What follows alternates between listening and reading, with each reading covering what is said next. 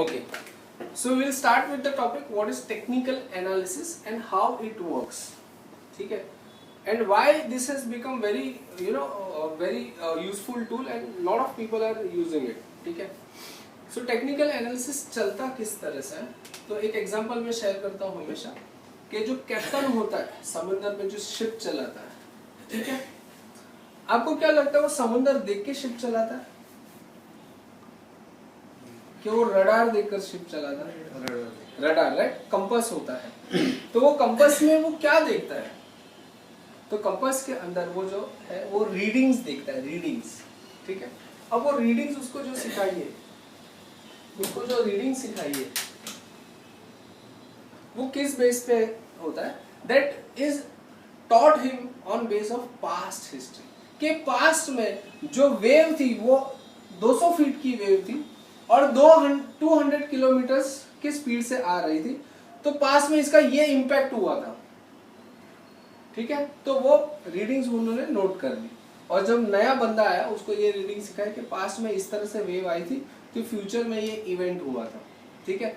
जब समंदर बहुत शांत होता है तो आप ये स्पीड से आप अपनी बोट को चला सकते हो, राइट। थंडर लाइटिंग हुई तो आपको ये रिएक्शन लेना है।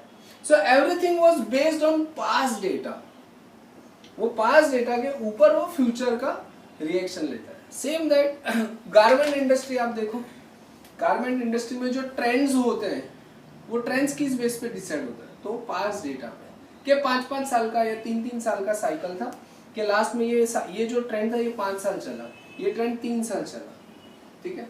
तो उस तरह से उस डेटा को एनालिसिस किया जाता है और फ्यूचर को प्रेडिक्ट करते हैं। Same like that in stock market, what we do in technical analysis is we study the price chart, कि पास्ट में इस कंपनी का जो स्टॉक है उसकी प्राइस क्या थी, ठीक है, और ये इवेंट हुआ तो उसके बाद में उसने क्या रिएक्शन लिया और ये प्राइस कहां से कहां तक चला।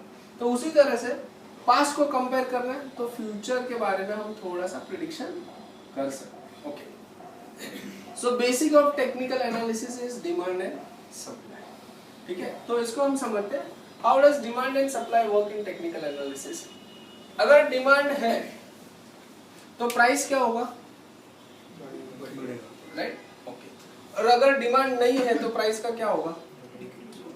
What if I say कि डिमांड है बट सप्लाई बहुत ज्यादा आ रहा है, ठीक है। जैसे हम लोग ये कांदे का एग्जांपल लेते हैं कि कांदे की डिमांड बहुत सारी है मार्केट में, ठीक है, बट सप्लाई उससे ज्यादा है, तो प्राइस ऊपर जाएगा या प्राइस नीचे आएगा। यस और नो, नीचे, बट डिमांड तो बहुत है ना, फिर भी प्राइस नीचे आएगा, कम घटेगा, और सप्लाई और ज्यादा बढ़ गई तो, right. So it is a directly correlated to each other, demand and supply is correlated. Same factor है कि स्टॉक मार्केट में जब हम ग्राफ के ऊपर बैठे हैं या आप एनालिसिस कर रहे हो तो दोनों पैरामीटर देखना होगा कि डिमांड कितनी है और सामने से सप्लाई कितना आ रहा है, ठीक है। ओके, एक एग्जांपल मैं इसका शेयर करता हूँ कि किस तरह से चलता है। सपोज आपने एक फ्लैट खरीदा, जैसे मैं सर की बात करता हूँ, सर ने एक फ्लैट खरीदा, ये फ्लैट इन्होंने खरीदा है 15 लाख रुपए में, फाइन। इन्होंने अपने ब्रोकर को बोला कि मैंने फ्लैट खरीदा और मुझे ये आज का आज ही बेचना है, ठीक है। So he told his broker to sell this flat today, और इन्होंने उनको बेच दिया फ्लैट आगे। उन्होंने फ्लैट खरीदा 15,10,000 रुपए एक्स्ट्रा में, ओके।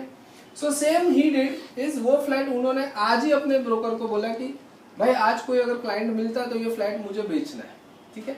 तो इस तरह से हर लेवल पे फ्लैट बिकता गया, right. So for every rise of 10,000 rupees there was a buyer, ठीक है। हर एक लेवल पे एक एक बायर है जो ये फ्लैट खरीद रहा है। लास्ट सर के पास पहुंच गया। अब इनके पास जब पहुंचा तो वो जो फ्लैट का रेट था जो 15 lakhs का था, अब वो पहुंच गया है 17 lakhs पे, ओके। 17 lakhs पे ये हुआ, इन्होंने भी अपने ब्रोकर को फोन किया और बोला कि ये फ्लैट मुझे आज ही बेचना है, कोई अगर बायर है तो बता दे। इनके ब्रोकर ने इनको फोन किया, बोला सर कोई बायर नहीं है 17 लाख पे, ठीक है, ये प्राइस बहुत हाई है, okay. So now what happens is, अभी इनको फील हो रहा है यार फ्लैट तो मैंने ले लिया मगर ये तो मैंने लोन पे लिया है, ठीक है, एंड नाउ ही फील्स के गलत हुआ बहुत, ओके, और इनको पैसे की बहुत जरूरत है, तो इनके पास दो ऑप्शन बचते हैं। क्या ऑप्शन बचता है? लॉस में सेल, या तो लॉस में सेल करो या तो होल्ड करो, यस और नो। तो जनरली आदमी क्या सोचता है? होल्ड करता हूँ, right. So what he does is he starts holding his position. 17 lakh पे अब वो फ्लैट नहीं बेच रहे। अब यहाँ पर क्या हो रहा है? डिमांड है क्या? सप्लाई है क्या? दोनों भी नहीं है ना। यहाँ पर डिमांड था, राइट, और कोई ना कोई बाय कर रहा था, राइट। अब डिमांड खत्म हो गया, there is nobody, right. So what he does is, ये 17 लाख का अब इनको पैसे की बहुत जरूरत है, तो बोलते चल ठीक है यार, 10,000 तो कम अपन इसको सेल कर देते। So he starts quoting the price 10,000 less. 17,000 से 10,000 माइनस करके इन्होंने अपना प्राइस कोट कर दिया, ठीक है। अब जैसे इन्होंने प्राइस नीचे रखा तो somebody felt कि यार चल मैं ट्राई करता हूँ। So that other guy, he bought the flat. Okay, now he also tells his broker कि ये फ्लैट मुझे बेचना है।